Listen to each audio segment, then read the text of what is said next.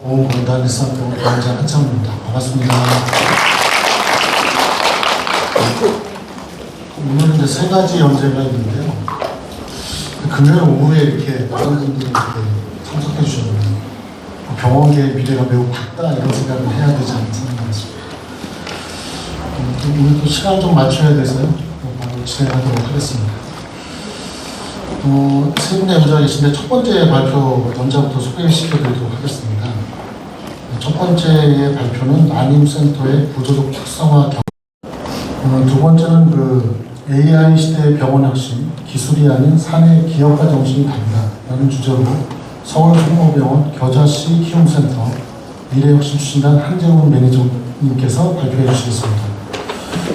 한재훈 매니저님께서는 전략경영 전공 경영학 박사를 학위를 취득하시고 가톨릭중앙의료원 기흥의사팀과 서울성모병원 기획팀을 거쳐서 현재는 서울성모병원에서 근무하고 계십니다. 그럼 한재훈 매니저님의 발표를 청해드리도록 하겠습니다. 부탁드립니다. 네, 안녕하십니까. 서울성모병원 겨자씨 키움센터에서 근무하고 있는 한재훈 매니저입니다. 반갑습니다. 2차 마지막 세션이니만큼 여러 강의 들으시느라 좀 힘드실 것 같은데요. 이번 발표에서는 AI 시대 속의 거대한 대학병원들이 어떻게 조직을 이끌어가야 될지에 대한 담론을 제시해보고자 합니다. 앞서 말씀 주신 것처럼 저는 경영학을 전공했습니다. 이제 의사분들이 아니라 경영과 행정 입장에서 한번 어떻게 센터를 운영할 수 있는지 재미있는 슬라이드를 몇 장 준비해봤습니다. 제 세부 전공은 전략경영이고요. 학위 논문 주제가 바로 사내 기업가 정신이었습니다. 키워드를 바탕으로 한번 발표 진행해보겠습니다. 발표는 총 5개 챕터로 진행하겠습니다. 먼저 첫 번째 챕터입니다. 자, 이제 2026년 이제 AI는 특별한 것이 아닌 우리 삶의 기본값이 되었죠. 올 1월에 제가 CES 출장을 다녀왔는데요. 올해 CES 키워드가 뭐였죠? 네, 맞습니다. 피지컬 AI였습니다. 이 소프트웨어 개념에서 존재하던 AI가 물리적 옷을 입고 드디어 우리 삶 속으로 들어오기 시작했습니다. 그 변화를 피부로 체감하는 단계까지 온 것 같습니다. 단연 화제가 되었던 것이 바로 이 현대차그룹의 아틀라스였죠. 같이 개발되었던 이 사족 보행 로봇 스팟도 이미 공장 현장에 투입되고 있을 만큼 완성도가 높았습니다. 국내 언론에는 많이 소개가 되지 않았습니다만 이 아틀라스 외에도 중국 기업의 로봇 제품 라인업이 10개 이상 전시되어 있었습니다. 단순히 팔다리를 움직이는 정도의 레벨이 아니라 뛰고 춤추고 권투하는 정도의 고난도 동작까지 모두 수행을 하고 있었습니다. 중국이 이제 전기차뿐만 아니라 전 세계 로봇 시장의 패권까지 거머쥐는 흐름을 확인할 수 있었습니다. 이제 로봇은 AI라는 강력한 두뇌를 통해 인간의 개입 없이 자율적으로 판단하고 주변의 사물과 연동하며 움직이는 단계까지 접어들고 있습니다. 이 산업용 로봇뿐 아니라 LG전자의 플루이드는 가정용 로봇 시장을 목표로 개발되고 있죠. 두 다리가 아닌 탱크 방식의 바퀴 개발 난이도를 낮춘 사례이기도 합니다. 이뿐만 아니라 헬스케어 분야의 로봇도 제가 확인할 수 있었는데요. 중국 푸리회사의 GR3 모델입니다. 환자의 교감을 위해서 이 메탈 소재가 아닌 소프트쉘 소재를 착용을 했고요. 환자의 부축, 보행 보조, 감정적 교일 등에 특화되어 있다고 합니다. 지금은 이제 베타 버전까지 개발이 되어 있고 곧 상용화 제품이 있다고 합니다. 다음은 로봇 반려견도 볼 수 있었습니다. 사람이 24시간 케어할 수 없는 영역에서 이 로봇 반려견이 충분히 역할을 할 수 있겠죠.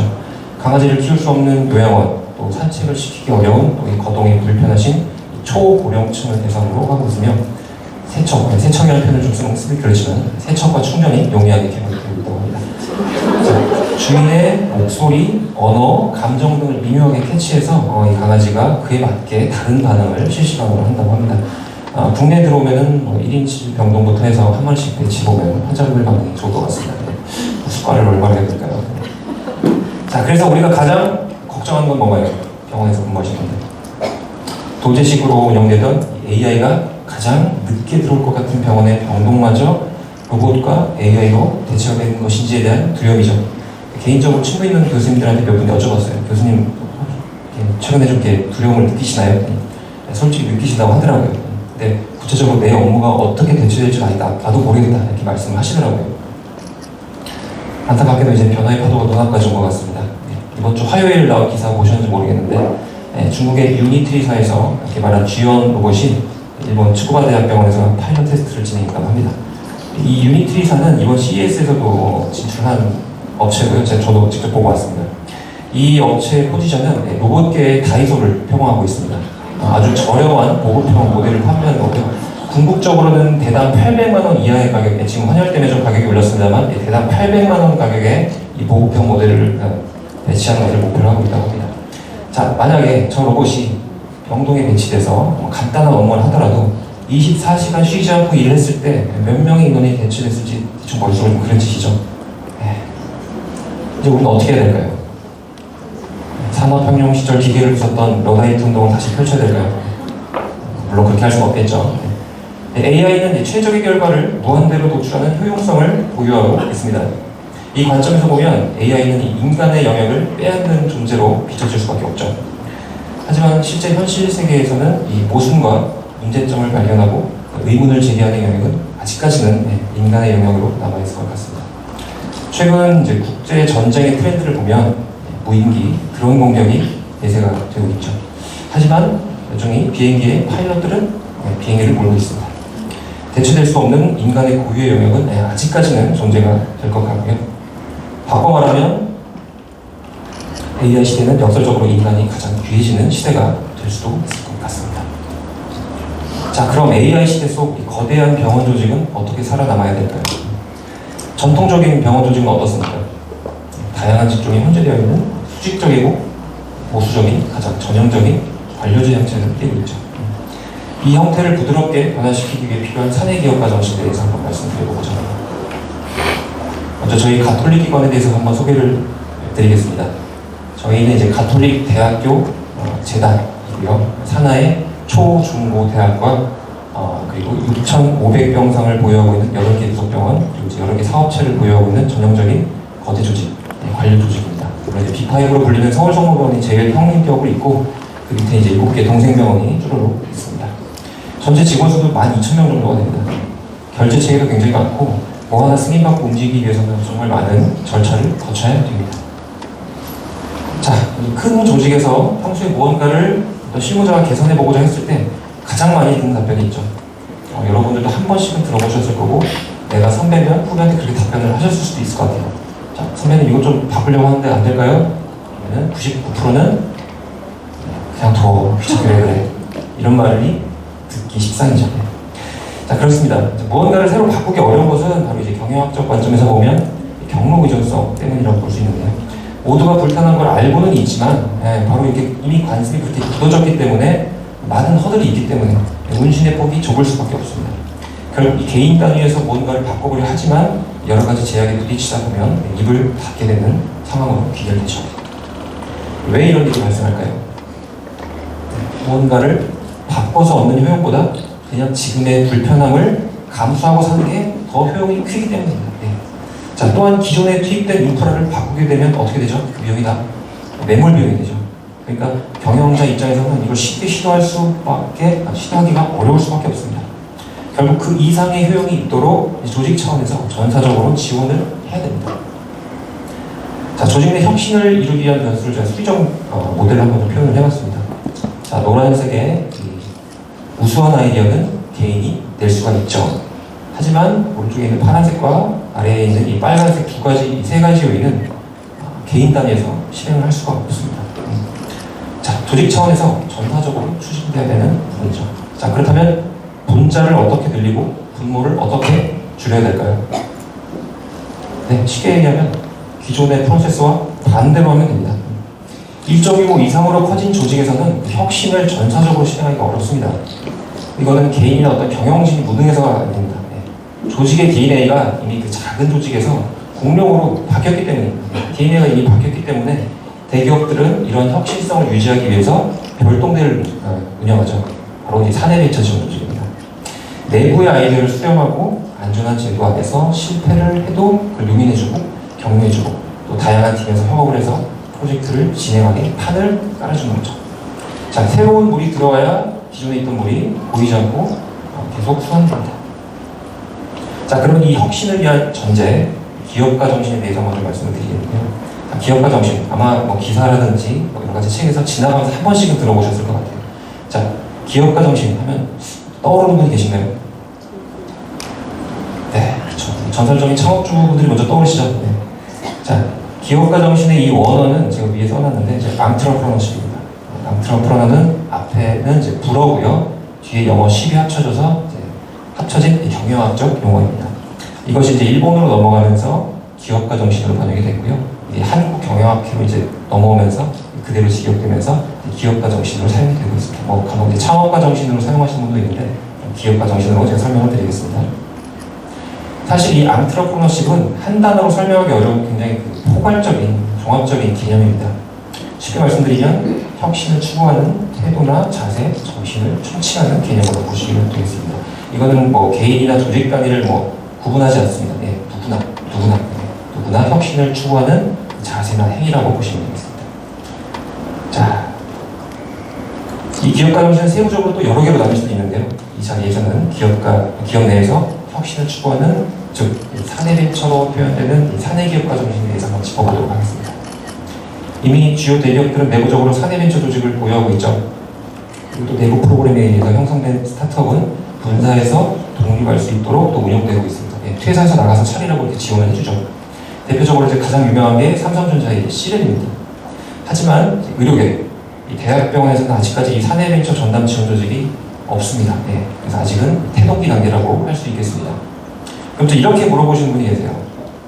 아니 이미 각 대학의 산학협력단을 중심으로 기술지주 회사들이 좀 활성화되고 있지 않느냐라고 이제 질문을 많이 하시는데, 이 기술지주 회사는 아직까지는 이 교수님들, 그렇죠? 의사분들과 대학에 소속된 박사급 연구원들 중심으로 운영되는 체계라고 할 수 있겠습니다.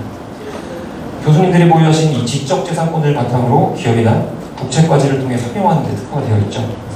교수님들은 이제 교원 청업이라는 제도가 있습니다만, 직원분들은 이제 뭐 국공립대 직원분들은 이제 공무원, 사립대 직원분들은 사립학교 교직원 제도에 금지가 되어 있기 때문에 창업을 별도로 할 수가 없습니다. 더구나 이제 최근 몇 년 동안 의정 사태를 느끼셨겠지만 의사분들께 너무나 많은 과중한 업무가 부담되어 있다는 걸 다 이제 알게 되셨잖아요. 그래서 저희가 어려움을 좀 나눠보자 해서 새로운 조직을 하나 만들었습니다. 자, 누구나 직종 제한 없이 좋은 아이디어가 있으면 얼마든지 지원이 가능하고 이를 육성할 수 있는 제도를 만들기로 한 것인데요. 자, 보시는 것처럼 대학병원에는 이제 엄청나게 다양한 직군들이 근무를 하고 있습니다. 특히 저희는 이제 가톨릭 기관이다 보니까 신부님과 수녀님들도 같이 근무를 하고 계시고요. 또 의대 간호대학생들도 있죠. 자, 처음에 모든 사람들에게 아이디어를 내시라고 제가 홍보를 했어요. 그때 다들 겁을 먹으셨어요. 엄청나게 멋진 의료기기를 만들어야 되는 건 아닌가? 임상시험을 해야 되는 신약을 만들어야 되는 건 아닌가? 다들 두려워하셨어요. 다들 이렇게 느끼신 거죠. 괜히 아이디어 내다가 내 아이디어가 너무 조금 작아서 망신만 당하는 거 아닌가? 저희는 그렇지 않다고. 혁신이라는 건 프로젝트의 규모에 비례하지 않는다는 것을 계속 말씀을 드렸습니다.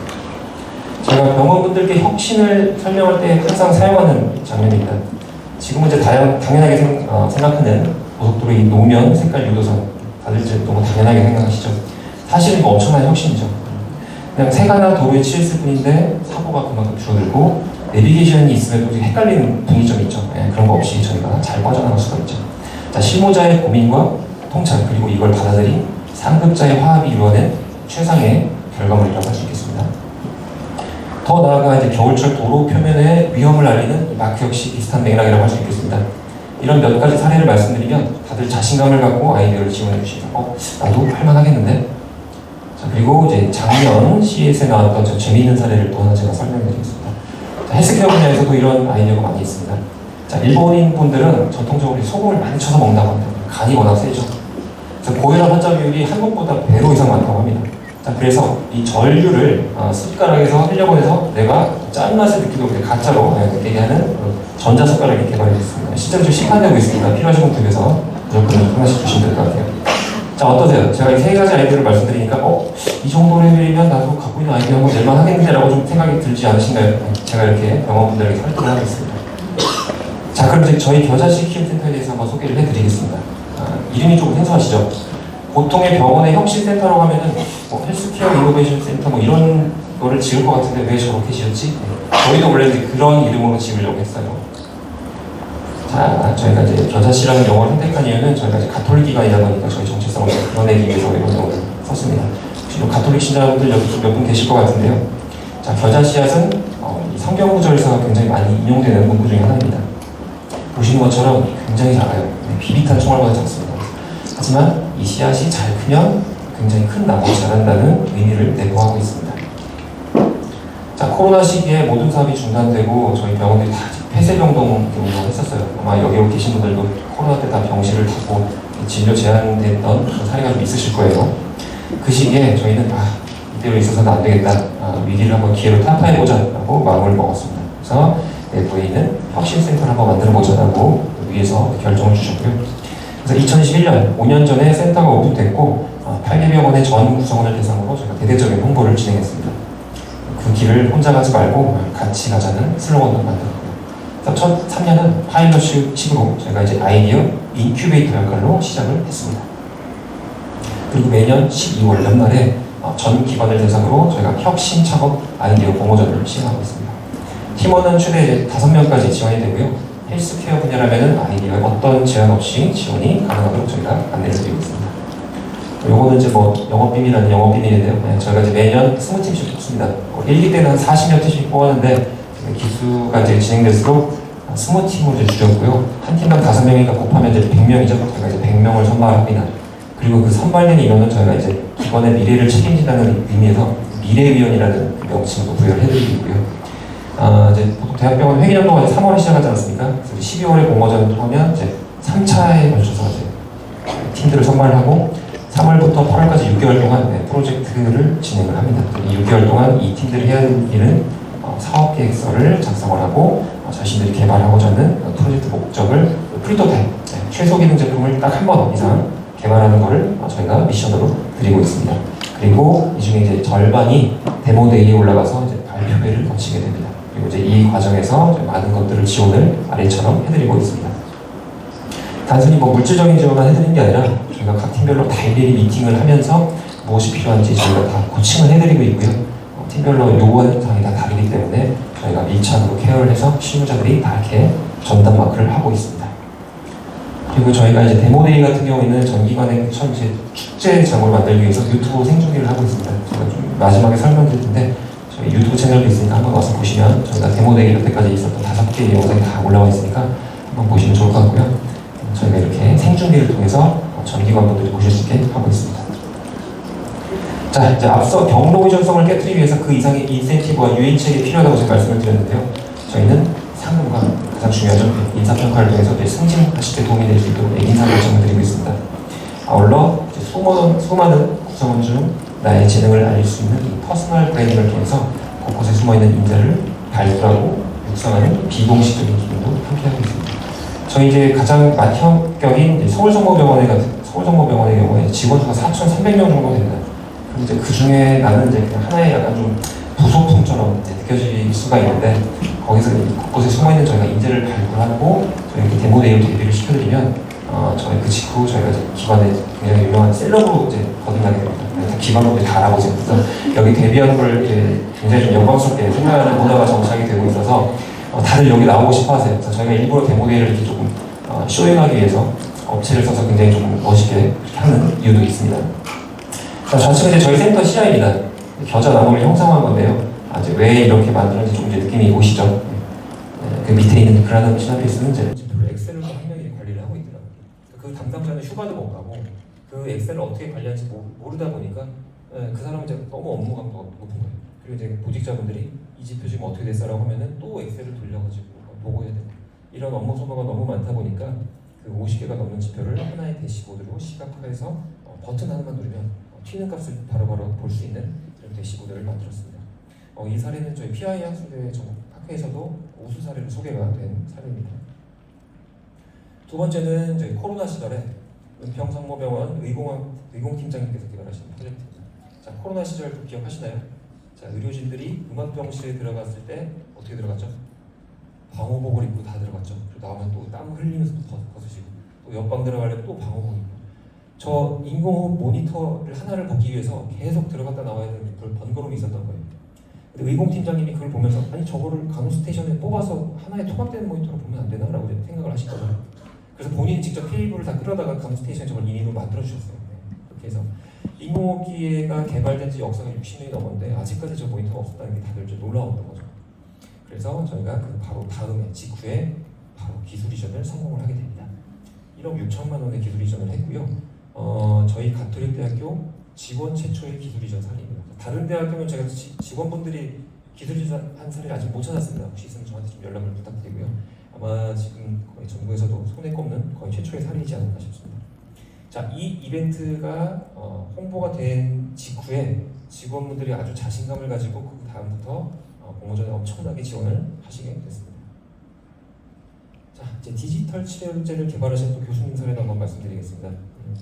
평소에 이제 조교수셨어요. 주니어 교수.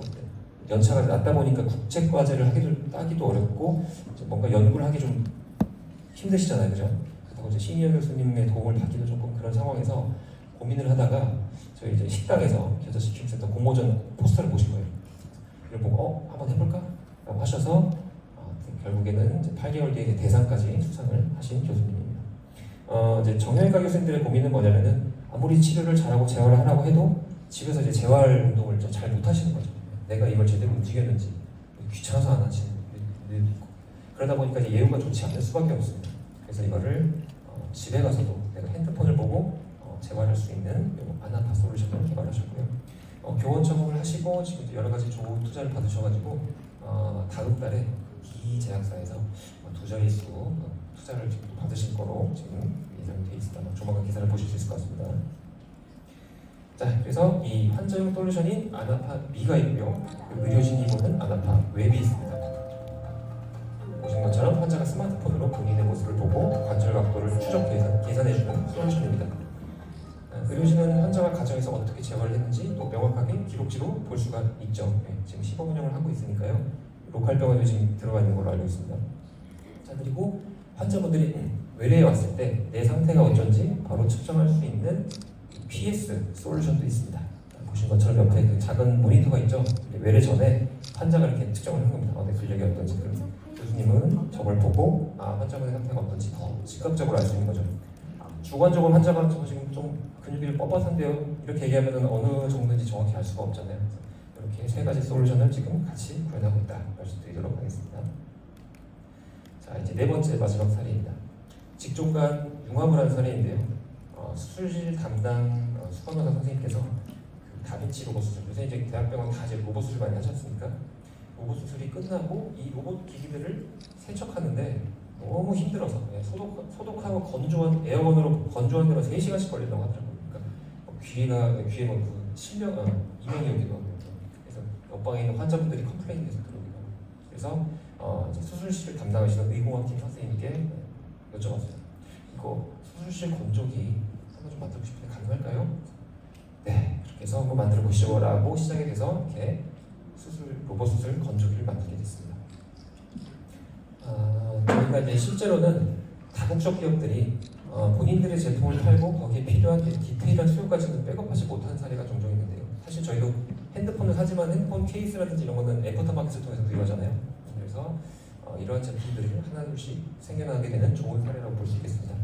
네, 뭐 무슨 탈수기처럼 엄청나게 빨리 돌아가는 건 아니고요. 네, 천천히 돌아가고 아래서 이제 에어건이 나오면서 굉장히 빠르게 1시간이면 건조가 되는 제품이고요. 지금 이제 모 기업과 생산기 기술 지원이 거의 완료가 됐고 아마 내년 정도부터는 제품이 나올 것 같아서 관심 있으신 분들은 연락 주시면 제가 연결해드리겠습니다.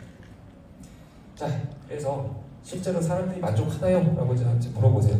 네, 99%는 만족하십니다. 네, 제가 이제 기억에 남는 거를 이렇게 갖고 왔는데요.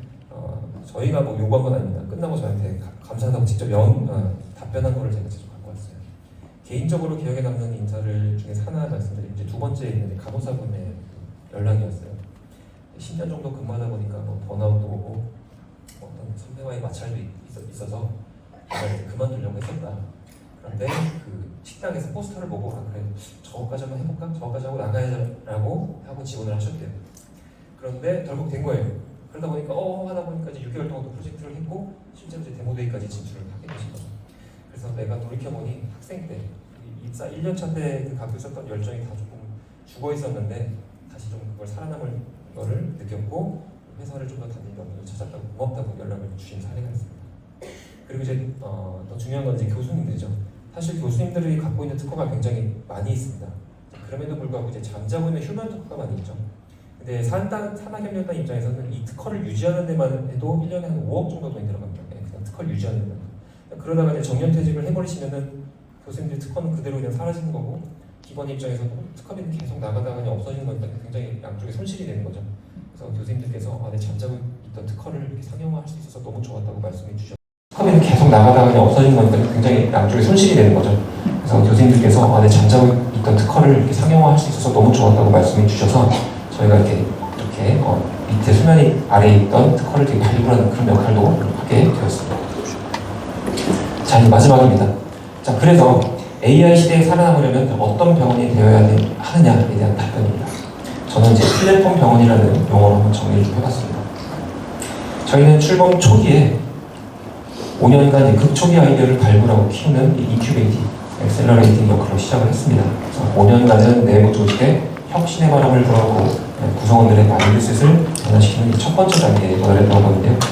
그리고 올해 2026년 6년차부터는 공모전과 데모데이트를 뛰어넘어서 실제로 사업화까지 제도적으로 지원하는 이 사업화 트랙을 신설해서 운영하고 있습니다. 각 기관에서 이제 파생적으로 독립적으로 운영되는 절차를 한 번 더 정리하고 모으는 역할을 수행하고 있습니다. 자, 앞서 말씀드린 것처럼 이제 1기부터 6기까지 활동을 하고 있고요. 올해 사업화 트랙에 저희가 이제 11개 팀을 선정을 해서 지금 사업화를 추진을 하고 있습니다. 보통 3월에 이제 키메스가 열리고 하반기 이제 KHF가 열리지 않습니까? 그래서 저희가 이제 KHF에도 진출할 예정이고 계약을 마쳤습니다. 그래서 저희가 10칸 정도로 좀 큰 중형 부스로 이번에 나갈 예정이고 이 중에 한 6개 팀 정도가 진출을 하게 될 것 같습니다. 꼭 한번 들려주시고요. 멀리서 이 노란색 부스가 보인다면 한번 좀 와주셔서 방문 부탁드리겠습니다. 오셔서 4월 KHC 때 저를 봤었다고 말씀 주시는 분들은 제가 선착순 30분께 별도의 기념품을 좋은 걸 기공식으로 드릴 테니까 꼭 한번 저한테 아는 척 해주시면 감사드리겠습니다. 정말로 드릴 거예요. 네, 제가 3일 동안 있을 테니까요. 그리고 이를 시작으로 제가 킴스와 CES까지 나간 걸 목표하고 있습니다. 카니도 그렇게 해서 11개 팀을 다 펴기는 못했는데 지금 이 정도 팀이 지금 준비를 하고 있습니다. 네, 저희가 총 4개 카테고리로 지금 구분을 하고 있습니다. 그래서 하드웨어와 소프트웨어, 그리고 운영 효율과 환전전을 구분을 하는데 이렇게 다양한 팀들이 지금 제품을 준비를 하고 있으니까요. 많이 기대해 주셔도 좋을 것 같습니다. 자, 세계의 주요 병원들도 이미 혁신을 꾸준히 해오고 있습니다. 메이오 클리닉 사례를 한번 들어볼 텐데요. 메이오 클리닉은 전체 병원 설계 10%를 이 내부 스타트업 육성을 통해서 확보를 하고 있다고 합니다. 여기는 이제 본인들이 보유하고 있는 의료 빅데이터를 활용해서 자체 생태계를 구축하고 있는 건데요. 이것도 좋은 플랫폼 병원의 한 사례라고 볼 수 있겠습니다. 저희는 이제 한쪽에 치우치지 않고 사람을 기반으로 한 사람을 기반으로 한 플랫폼 병원을 추구하고 있습니다. 제가 생각했을 때 사람에게 집중하면 그 각 개인이 담당하고 있는 기술과 데이터는 자연스럽게 따라온다고 생각을 하거든요. 결국 이들이 안전한 울타리에서 마음껏 놀 수 있는 판을 깔아주는 게 플랫폼 병원의 기초가 될 것이고 인간과 데이터가 유기적으로 움직이는 이 파이프를 연결했을 때 궁극적인 플랫폼 병원으로 도약할 수 있을 것 같습니다. 네, 시간이 좀 짧다 보니 못다한 이야기는 이곳을 통해서 한번 좀 방문해 주시면 될 것 같고요. 저희 이제 키워드로 아무데서나 겨자씨 킴스타 검색하면 홈페이지 바로 연결이 됩니다. 한번 봐주시면 감사할 거고요. 기수별로 저희가 영상이나 자료를 다 올려놨습니다. 보시면 다양한 것 보실 수 있을 것 같습니다. 그리고 저희가 센터에 운영인 경영학적 연구도 계속 지속적으로 운영을 하고 있거든요. 지금 보시고 있는 연구도 저희한테 개인적으로 메일 주시면 다 원본 다 보내드리도록 하겠습니다. 그리고 마지막으로 저희 유튜브 채널입니다. 데모데이 영상부터 이제 다양한 활동 모습이 기록되어 있고 저 얼마 전에 다녀온 CS 출장 영상도 있으니까 한번 재밌게 봐주시면 좋겠습니다. 많은 관심 부탁드리겠습니다. 네, 지금까지 발표 마치겠습니다. 감사합니다. 홍재훈 매니저님께서 전공하신 전략경 입장에서 산의 기업가 정신을 잘 말씀해 주셨는데요. 혁신 추구 정신이라고 이해를 했고 그 사례로 겨자씨 키움센터 잘 보여주신 것 같습니다. 홍보 말씀하셔서 저도 하나 카톨릭이 아니라 가톨릭이죠. 저도 가끔 실수하는데 아까도 잘못 말씀드린 것 같고 가톨릭 의원입니다. 기억하시는 데도 도움이 되지 않을까 싶습니다. 네, 또 마지막으로 수화에서는 찬밥이라는 얘기도 하셨고 어떻게 그 투자를 이끌어내려고 하려면 의견들을 내셔야 되잖아요. 그래서 그런 것들의 노력을 혹시 어떻게 특별히 하신 게 있나요? 병원에서 투자도 끌어내야 되고 배우 진료과라든가 이런 데 협의도 필요해야 되는데 그런 노력들을 센터에서 어떻게 하셨나, 그리고 또 어떤 경영 전략 측면에서는 어떤 비결이 있으신가 좀 말씀해 주시면 좋을 것 같아요. 비결을 발굴하는 공모전 차원에서 시작을 했었고, 솔직히 말씀드리면 한 3년 차까지는 저희도 많이 좀 부정적인 피드백을 들었습니다. 금방 없어지겠지. 대부분 다 그렇게 생각하셨고, 저도 직접적으로 그 얘기를 연주에서 하신 분도 계셨어요. 뭐라느냐, PI 학술대랑 다른 게 뭐가 있느냐. 저희가 꾸준히 이거를 결과를 증명을 하고 지속적으로 하다 보니까 내부적으로 이게 기류가 바뀌더라고요. 3기부터. 그리고 이제 아까 말씀드렸던 그 율봉학 팀장님 기술 이전한 사례가 굉장히 빠른 시간에 나오다 보니까 그런 것들이 하나하나 하다 보니까 저희 진심이 전달이 되더라고요. 그래서 어떤 경영 전략적인 측면보다 그 제도를 꾸준히 추진하는 그 제일 위에 계신, 저희는 가톨릭이 아니라 보니까 주교님이 제일 높으십니다. 그래서 주교님께서 이런 말씀하셨어요. 결과가 안 나와도 10년을 일단 끌고 간다. 이 의지가 제일 중요했습니다. 예. 결과가 안 나온다고 3년 만에 없애거나 5년 만에 없애고 병원장이 바뀐다고 없애면은 이건 의미가 없다. 그러니까 이것은 병원장이 바뀌더라도 10년을 무조건 끌고 간다라는 그 확고한 그 의지가 있던 게 전제가 됐기 때문에 저희가 지금 1년 차를 맞이하지 않습니다. 이렇게 좀 답변을 드릴 수 있을 것 같습니다. 이 과정에서 상법에서는 그러면 그 팀원들에게 그 회사에서 경비를 지원하고 그에 대한 보상도 따로 있지만 그 특허를 개발하는 사람은 그 팀은 자체인데 그 팀들은 나중에 특허에 대한 기술 이전에 있어가지고 어떻게 회사에서 그 이전을 하고 또 그것을 회사에서는 병원 그러니까 앞으로 다 병원에서 그 기술을 보유하는 건지 안 그러면은 그 외부로 업체로 기술 이전하는 그에 대한 별도로 그 기술 이전 특허에 대해서 별도로 보상하는 게 이루어지는 건지 그게 궁금합니다. 대부분 대학병원은 이제 산학협력단을 법적으로 고용이 되어 있고요. 네, 모든 그 특허는 이제 직무발전 보상에 위급해서 산학협력단을 통해서 특허를 이제 발부를 하게 됩니다. 거기에 대한 이제 특허 출원비나 산학협력단이 보육 지원을 하게 되는 거고요. 그럼 이제 개인은 특허를 내게 되면은 산학협력단과 동일한 비율로 이 특허를 내게 됩니다. 그럼 이제 그 특허는 산학협력단에 귀속이 되는 거죠. 그러면 이제 그 기술을 사겠다고 하는 업체가 나오면은 산학협력단을 통해서 기술 이전을 하게 되는 거고, 그 비용을 받게 되면은 산학협력단의 일정 지분, 그리고 그 발령을 한 개인이 일정 비율로 그 돈을 받게 됩니다.